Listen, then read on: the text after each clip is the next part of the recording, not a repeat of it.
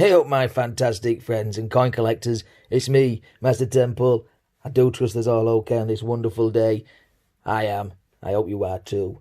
I've been down to Antiques and Collectible Fair again. I can't get enough of that place, and I got this reasonably priced little beauty. It's the 2007 Brilliant Uncirculated Coin Collection, obviously from the United Kingdom, and it's wonderful because there's a few little belters in here. On the back we've got coin specs, but we won't go too much into these just yet. We've got £2, £1, £1 fish. I'm only kidding there. Right, so we'll take the pack out. You see they came in sort of a CD case size a while back. And then we've got this little card here. And on the back it's just got the British Isles and the Union flag. And on this side it's got the evolution of the Union flag. And we see St George's Cross and St Andrew's Cross. And they combined in 1606 to form the original Union flag. And sometime later, in 1801, the introduction of the Irish flag creates the present day Union flag. Of course, the Union Jack is for naval purposes only. The Union flag is what we see on his team sports and on his churches and above castles. Yeah, brilliant stuff. Very nice, very crisp that. But we don't want to dwell on that too long. Let's get into the coin pack. Now it's a bit of a weird coin pack as it folds out on itself like so, and it has some little tangs there, and if you fold them out, one assumes that you can have the set just like so, and you can look at your coins as you wish, but we don't want to do that. I'll show you what we've got in here first. This one is the Scouting Movement. A bit of something to read. We've got the Abolition of the Slave Trade.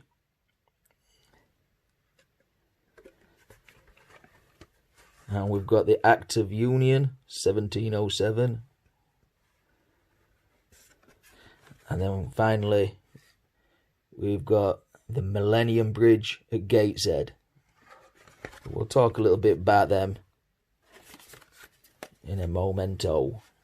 Let's have a look at Queen's side. All the obverse. So we've got pennies,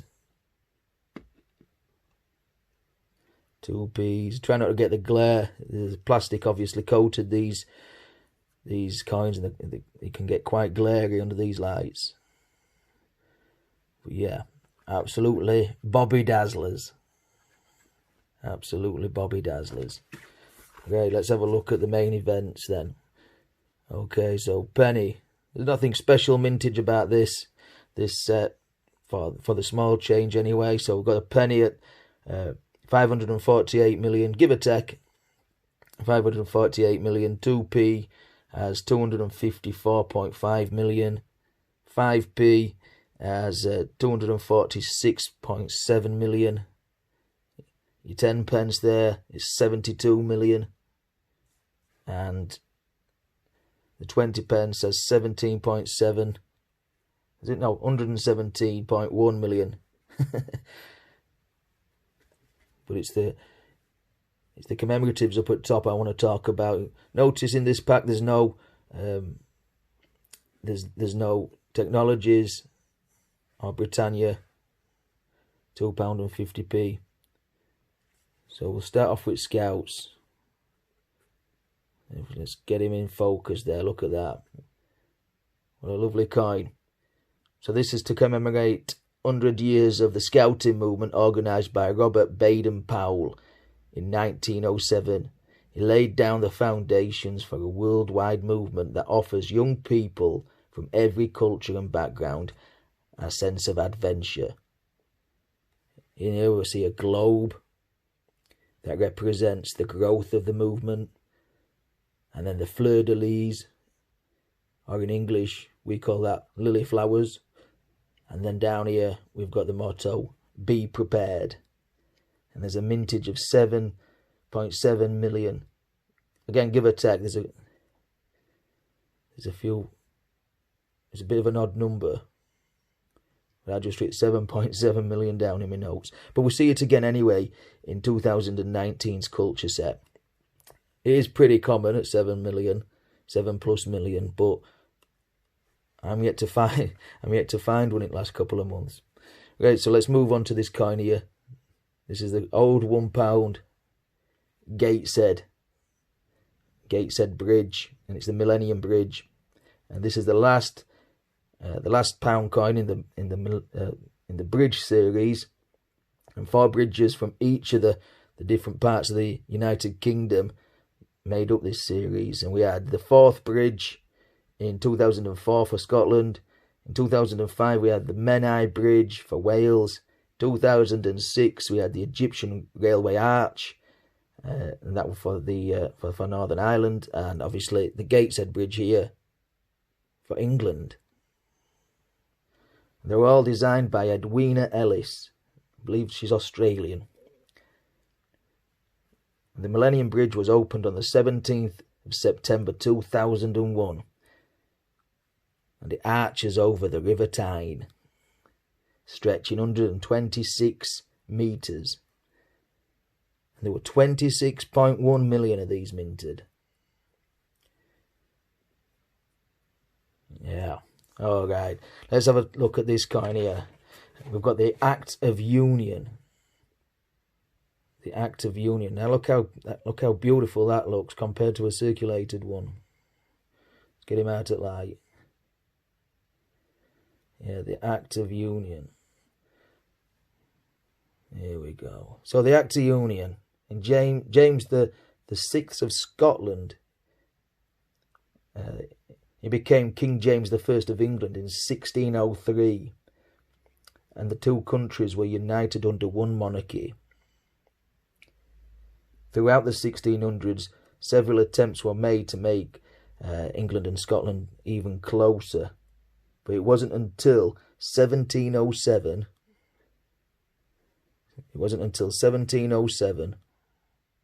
That an act was passed to unite Scotland and England. This coin is designed by Yvonne Holton and shows, if you can see, let's show you it. Something I never noticed before, but it shows a rose and a thistle with one stem, meaning unity of both countries, and it's accompanied by the portcullises signifying Parliament, and the jigsaw shape shows oneness or completionness. There's a mintage of these of 7.54 million. So they're pretty easy to come by. But let's have a talk about this coin here.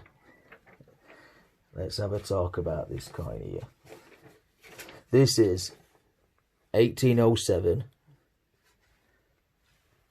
Let's get him in the. It's super duper shiny. It's the 1807, an act for the abolition of the slave trade. And on its edge it says, "Am I not a man and a brother?" And this was a phrase used as part of the anti-slave trade campaign. People like William Wordsworth and Josiah Wedgwood. Josiah Wedgwood's got a 2 quid coin, if you didn't know. They helped promote the anti-slavery campaign. And though this act for the abolition of the slave trade,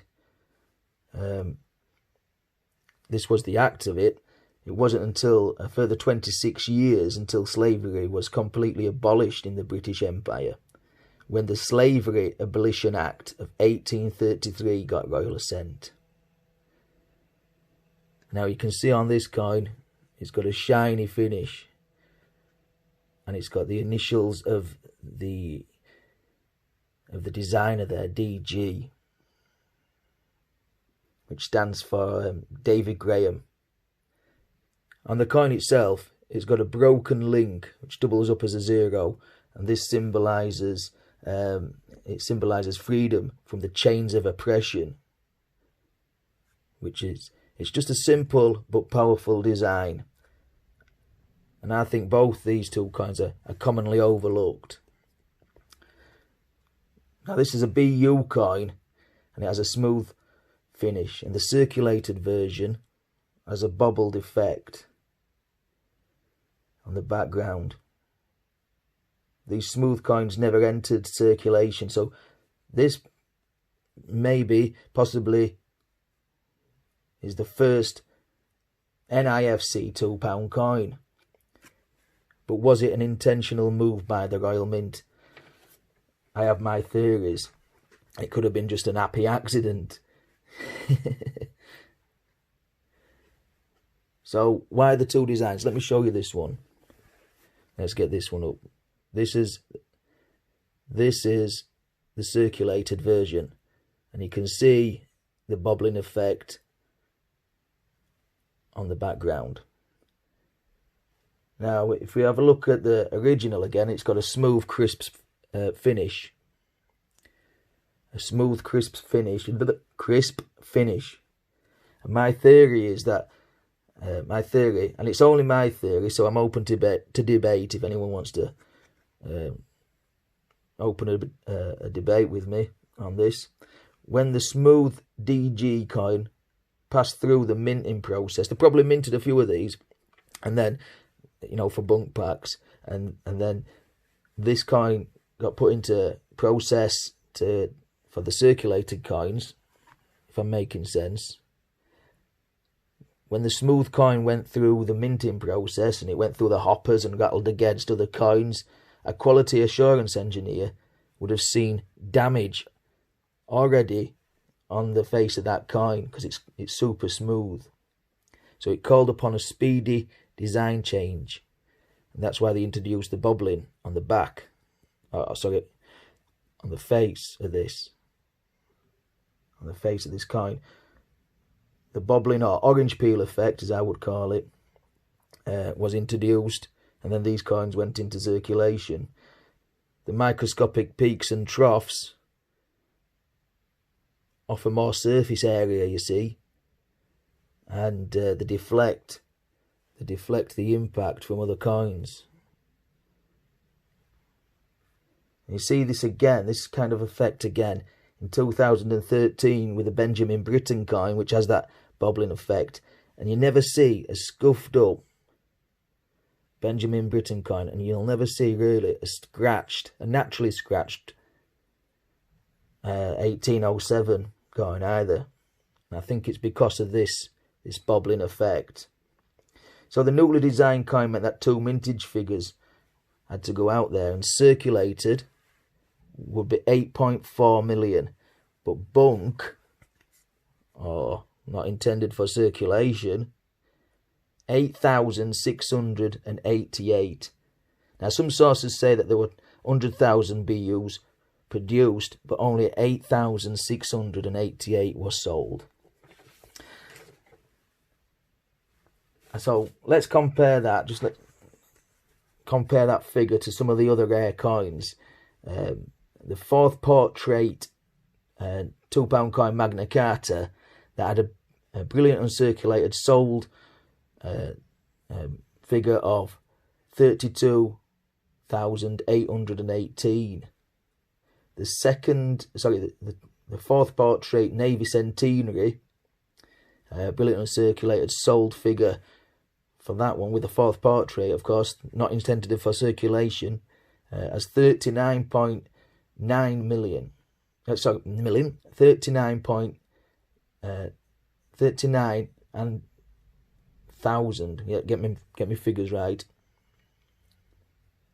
The Privy Mark £1 coin, the new £1 coin from 2016, it's got a little Privy Mark on it. That had 9,850.